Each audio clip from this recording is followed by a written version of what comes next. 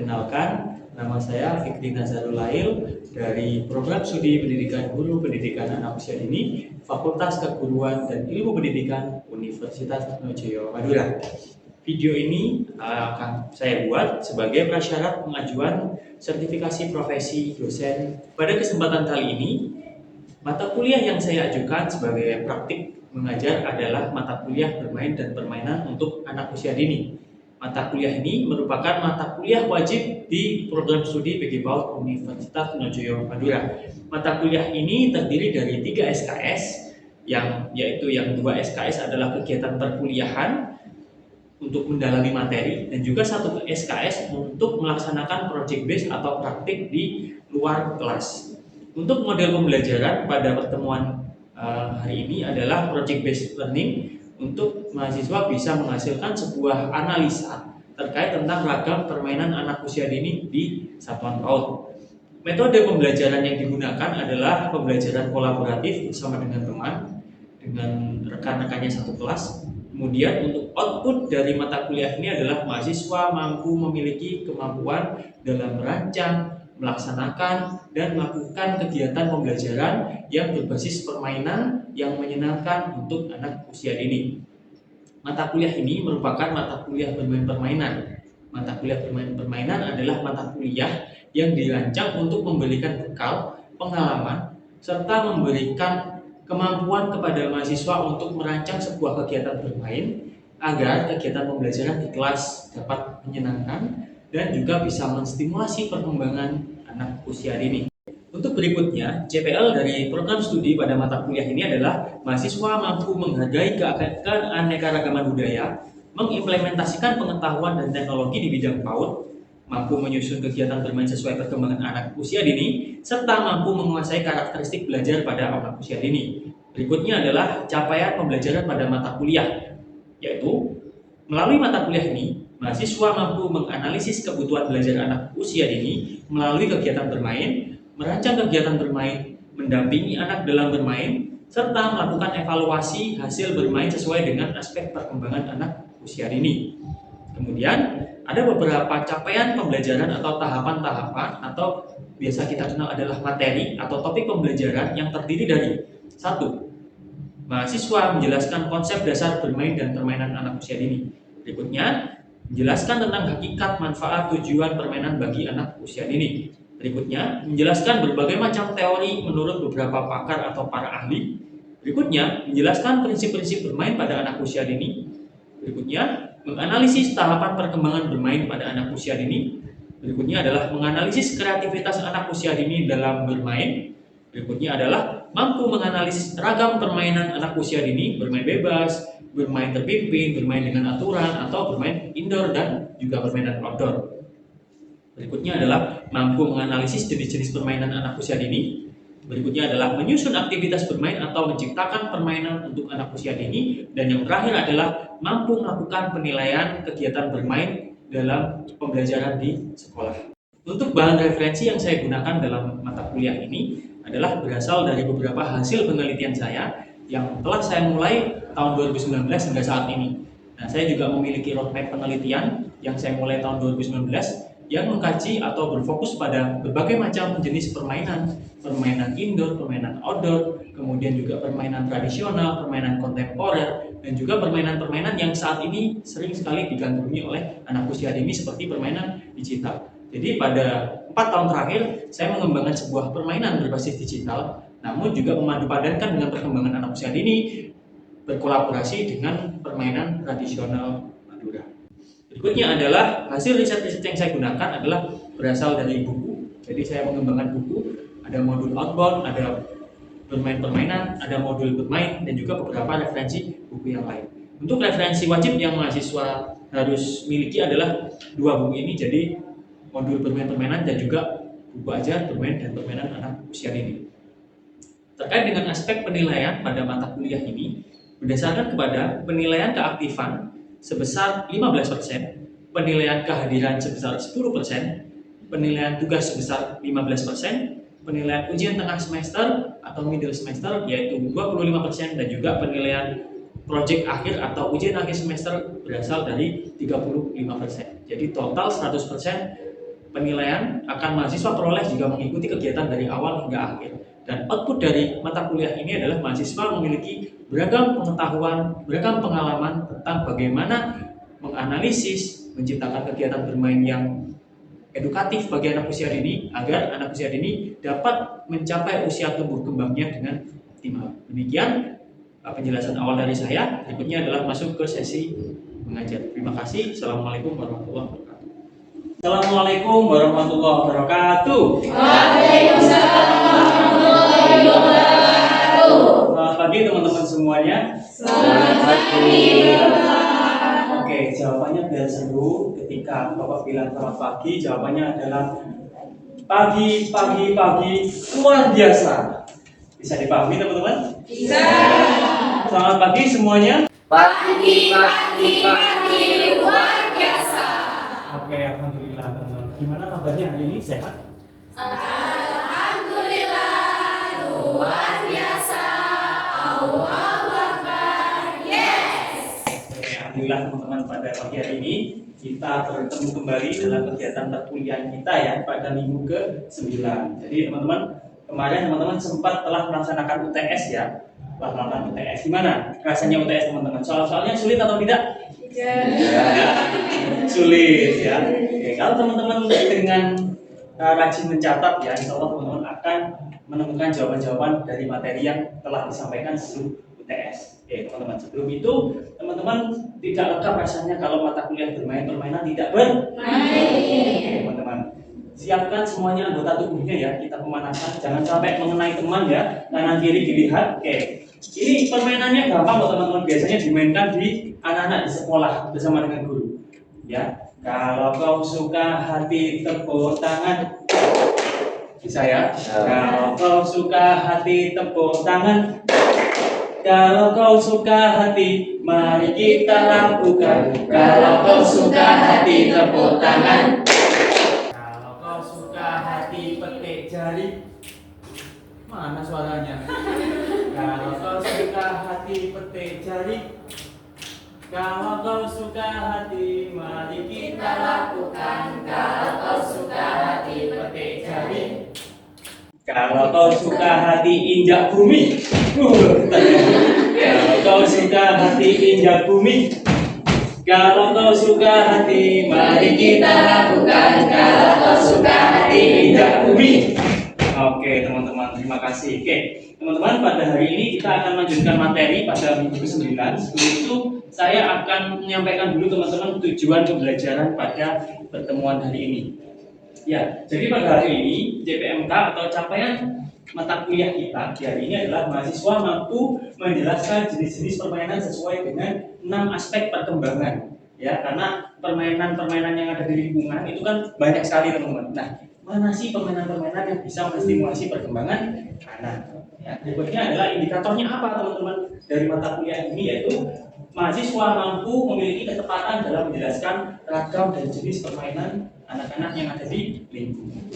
Oke, bisa dipahami ya? Oke, selanjutnya teman-teman, sesuai dengan apa yang pernah saya sampaikan di awal perkuliahan ya, bahwasanya mata kuliah ini selalu mengacu kepada rencana pembelajaran ya, atau RPS. Nah, pada minggu ke-9 ini, nah kita lihat bersama ya bahwa pertemuan ke-9 ini kita berada pada pertemuan di mana kita akan menganalisis berbagai macam jenis permainan yang ada di lingkungan yang bisa kita terapkan untuk kegiatan pembelajaran. Oke, teman-teman. Nah, untuk teman-teman bisa merefresh ya habis liburan, kita akan coba mengerjakan sebuah tantangan ya yang bisa teman-teman kerjakan bersama nanti. Nah, silakan teman-teman buka.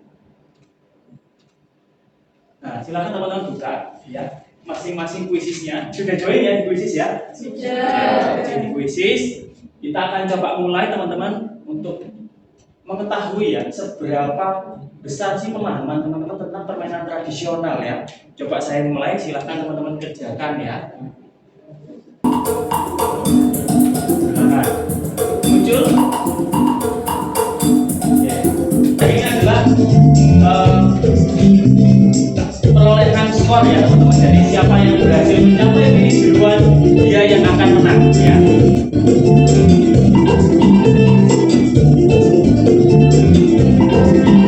5,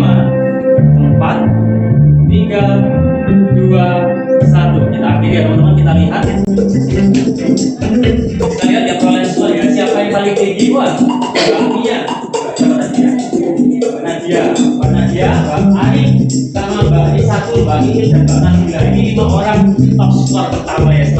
Selamat ya teman-teman. Nanti akan dapat door prize di akhir perkuliahan. Oke.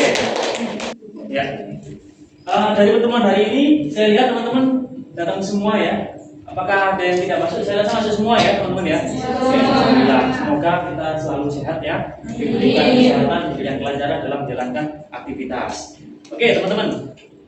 Nah, ini adalah berbagai ragam ya jenis permainan atau aktivitas bermain pada anak usia dini ya di sekolah. Satu, ada permainan yang dimainkan di dalam ruangan atau permainan indoor.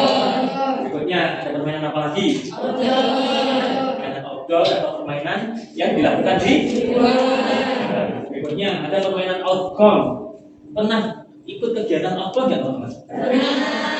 Oke, kegiatan outbound itu bisa menstimulasi perkembangan anak ya melalui aktivitas di luar sekolah teman-teman ya, di lingkungan sekitar. Berikutnya ada permainan untuk anak berkebutuhan khusus. Nah, yang teman-teman ketahui, anak berkebutuhan khusus itu ada beberapa kriteria ya atau beberapa jenis. Yang teman-teman ketahui apa teman-teman? Oke, tuna merah ya. Terus tuna ungu. Terus tuna granita, tuna bicara seperti itu ya. Terus ada tuna laras ya dan yang lain-lain seperti itu. Nah, salah satu aktivitas yang bisa dimainkan oleh anak berkebutuhan khusus itu juga bisa kita penuhi dalam kegiatan pembelajaran. Oke, yang berikutnya adalah permainan yang dimainkan secara individu atau sendiri-sendiri. Berikutnya adalah permainan kelompok yang dimainkan berkelompok atau bersama-sama. Ya. Saya pengen tahu permainan tradisional zaman kalian SD atau TK, permainan apa yang dimainkan berkelompok? Yuk.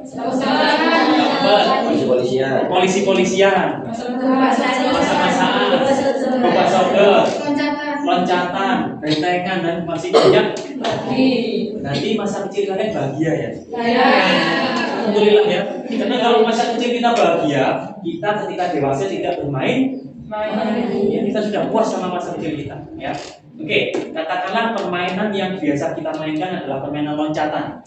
Tahu loncatan ya? Berapa kali? Yang distimulasi perkembangan apa? Motorik kasar. Terus apa lagi? Kognitif. Bisa juga kognitif? Bisa. Berlari ya, motorik kasarnya. Kemudian perkembangan sosial, ya berkomunikasi dengan teman. Oke. Yang terakhir adalah permainan dengan bahan yang tadi teman-teman sempat ucapkan ya, permainan masak. Ya, oke. Permainan masak-masak menggunakan bahan alam nggak? Contohnya apa? Anak ya, terus tumbuhan ya, daun-daunan ya, terus apa lagi? Kerikil ya, batu-batuan ya, air seperti itu. Punya citakan ya, dicetak seperti nasi. Nanti yang laki-laki melakukan perannya untuk membeli. Dimakan nggak mas? Oke, jadi permainan di lingkungan kita itu bisa menstimulasi perkembangan sosial juga teman-teman ya, melatih anak berkomunikasi, melatih anak bisa ngobrol dengan temannya, punya teman baru. Tapi salah satu hal yang bisa terjadi dampak buruknya jika tidak diawasi adalah maraknya perilaku bullying. Ya, perilaku bullying yang muncul di lingkungan anak itu ternyata muncul sejak usia dini loh. Nggak usah dikasih teman, nggak usah diajak main. Pernah lihat nggak? Ya, jadi anak-anak sejak dini itu juga bisa muncul perilaku membuli temannya, teman. Ya, dan itu yang harus dicegah ya di lingkungan pendidikan. Oke, saya lanjut. Ada beberapa ragam ya jenis permainan indoor yang mungkin bisa teman-teman lihat ya di lingkungan anak. Satu, permainan indoor itu bisa memunculkan atau menstimulasi kemampuan anak untuk belajar ya atau edukatif. Nah, seperti itu. Berikutnya, permainan indoor juga bisa menstimulasi kemampuan sensor dan motorik halusnya, gitu ya, motorik halusnya. Oke, berikutnya adalah kemampuan imajinasi. Nah, saya pengen tanya ke teman-teman, jika saya kasih selembar kertas putih kosong, saya kasih satu pensil dan satu box pensil warna. Saya kasih waktu 5 menit. Apa yang akan teman-teman gambar? Rata-rata teman-teman menggambar gunung, ya, matahari dan sawah. Itu jadi template ya hampir di semua anak ya.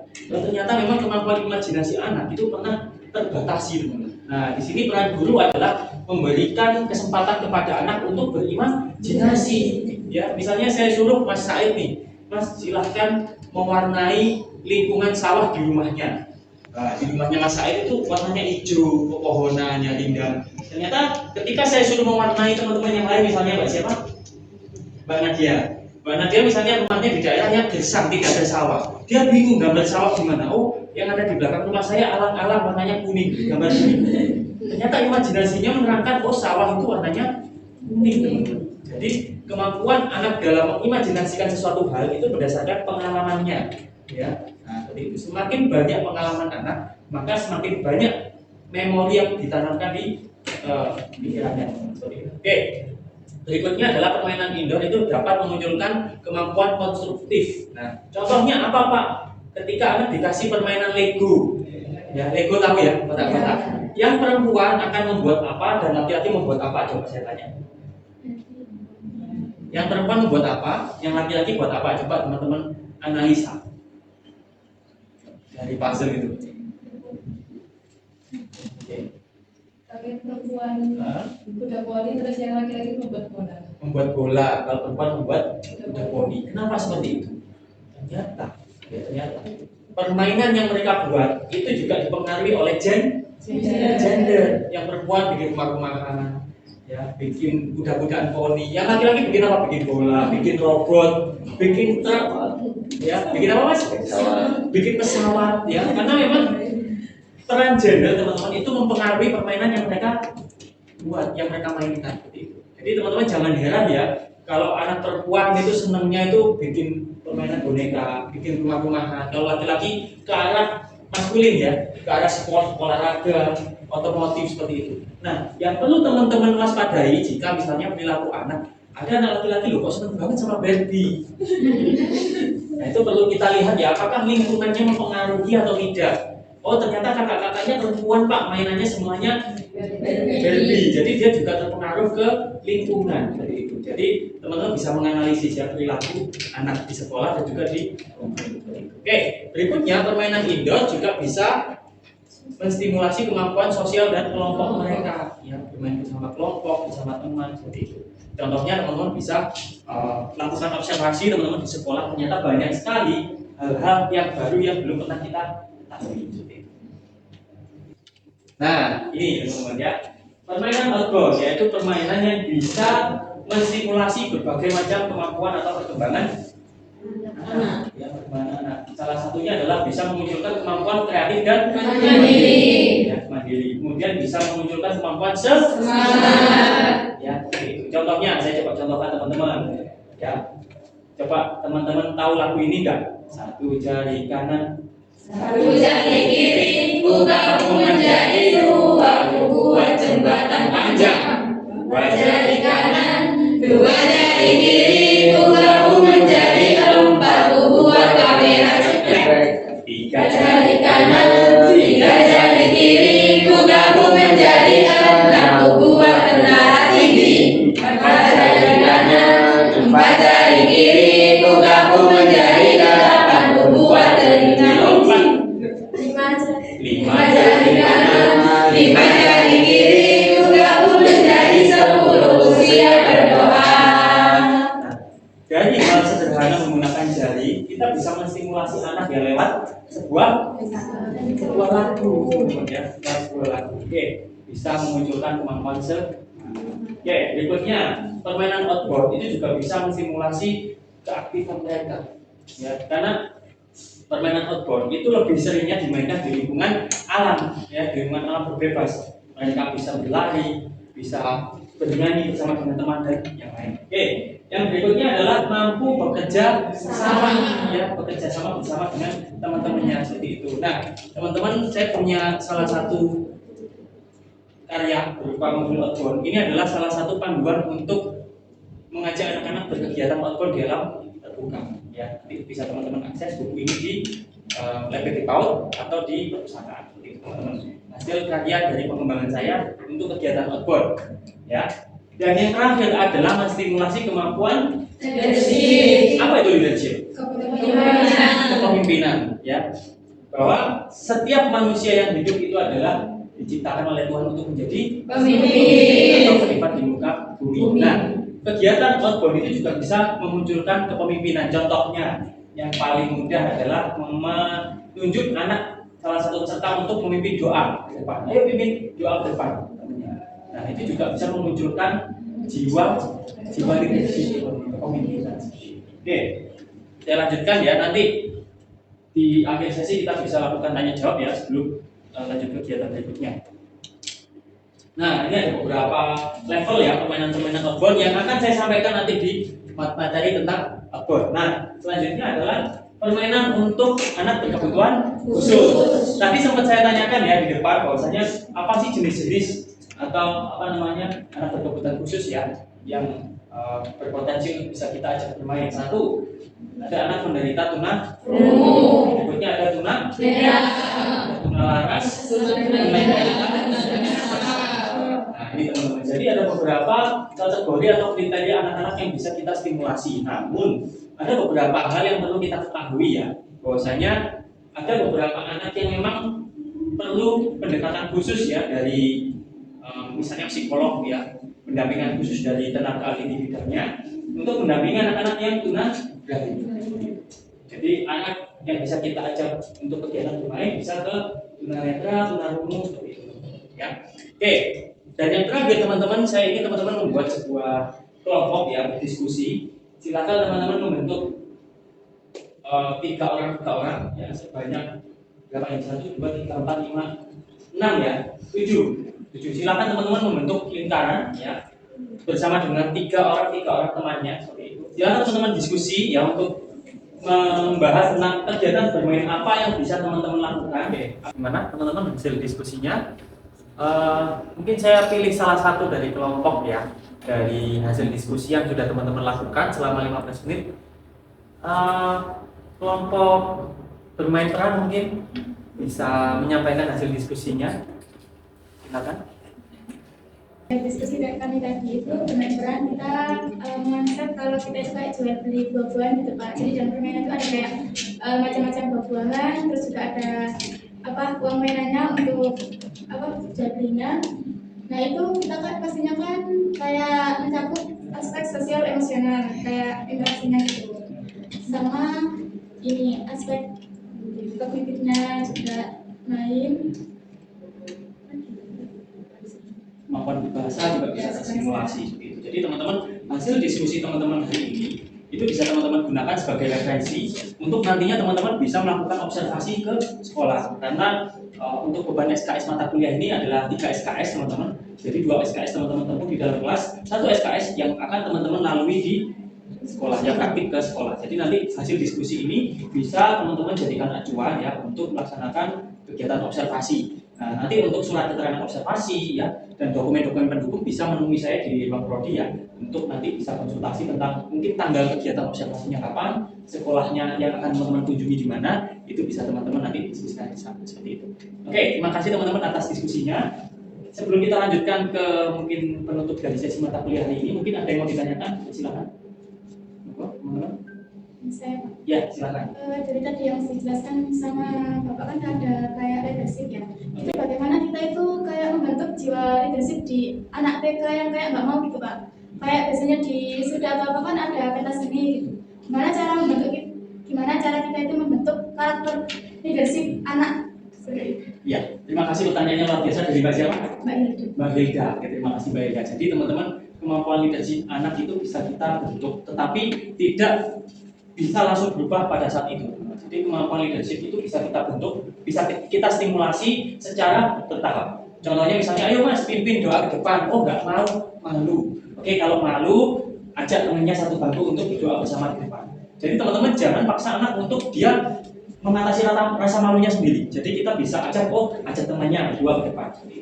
Terus berikutnya ada anak yang dia itu nggak mau ngomong di depan umum, ya. Jadi permasalahan banyak anak itu atau bahkan kita adalah nervous ketika ngomong di depan umum. Apa yang harus kita lakukan? Ya bikin pementasan, bikin kegiatan yang itu isinya adalah kegiatan yang dilakukan bersama-sama di depan. Setidaknya anak itu akan belajar teman-teman gimana rasanya ketika berada di atas panggung di depan orang lain seperti itu. Lama-kelamaan setelah bersama-sama dikurangi jadi 5 orang, dikurangi jadi 3 orang. Lama-kelamaan nanti mas, kemarin lo mau berdua, sekarang ayo coba sendiri. Jadi tidak bisa kita ubah langsung anak menjadi berani, memiliki sifat kepemimpinan. Tapi bisa kita bentuk teman-teman dengan pembiasaan. Oke, seperti itu ya teman-teman, untuk membentuk ya sikap leadership pada anak usia dini. Tidak bisa kita lakukan secara instan, teman-teman, tapi butuh proses. Oke, terima kasih teman-teman. Berikutnya adalah teman-teman setelah perkuliahan ini selesai, teman-teman silahkan mulai diskusi ya di luar kelas untuk membahas kegiatan observasi yang teman-teman lakukan di mana ya, dan seperti apa nanti. Oke, tapi sebelum itu saya akan share ke teman-teman salah satu hasil karya saya terkait ragam permainan anak usia dini tapi berupa aplikasi digital. Ya, coba teman-teman lihat di grup WhatsApp semuanya, silakan buka aplikasinya. Oke. Nah, aplikasi itu adalah aplikasi yang saya kembangkan berdasarkan penelitian yang pernah saya lakukan pada tahun 2021. Dan salah satu perolehan atau salah satu hal ya, achievement yang saya peroleh ternyata anak usia dini itu adalah anak yang natif digital. Artinya apa? Anak-anak yang tanpa kita latih menggunakan perangkat gadget pun mereka bisa sendiri. Dan itu sudah pernah saya lakukan penelitian di 2 tahun atau bahkan 3 tahun yang lalu. Oke, minta tolong mungkin Mas Said bisa ke depan sini mencoba memperagakan kegiatan bermain. Jadi teman-teman, permainan ini terdiri atas 3 jenis permainan. Ya, ada 3 jenis permainan. Ada selororan, juba-juban, dan rek-erman atau peta umpet dalam bahasa Indonesia. Ya, silakan. Ini adalah salah satu jenis ragam permainan yang berbentuk di digital. Oke, coba dimainkan salah satu Mas. 6, 7, 8, 9, 10. Temukan Sakira dan Marlena. Ketemu. Oke, kembali. Nah, coba permainan yang juga-juga. Oke, mencocokkan. Permainan ini adalah Mulai. Mari berhitung. 1, 2, 3, 4, 5, 6, 7, 8, 9, 10. Nah, silakan dicocokkan.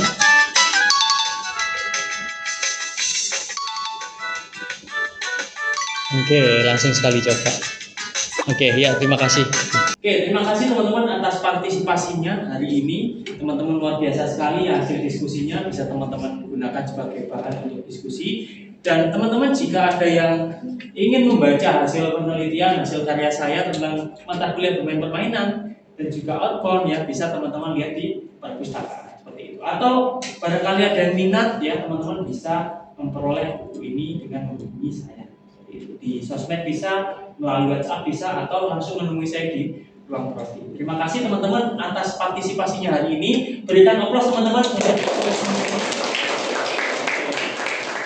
Sampai jumpa pada pertemuan kita di minggu depan, pertemuan ke-10. Saya harap hasil diskusi teman-teman sudah bisa teman-teman sampaikan ya di kelas.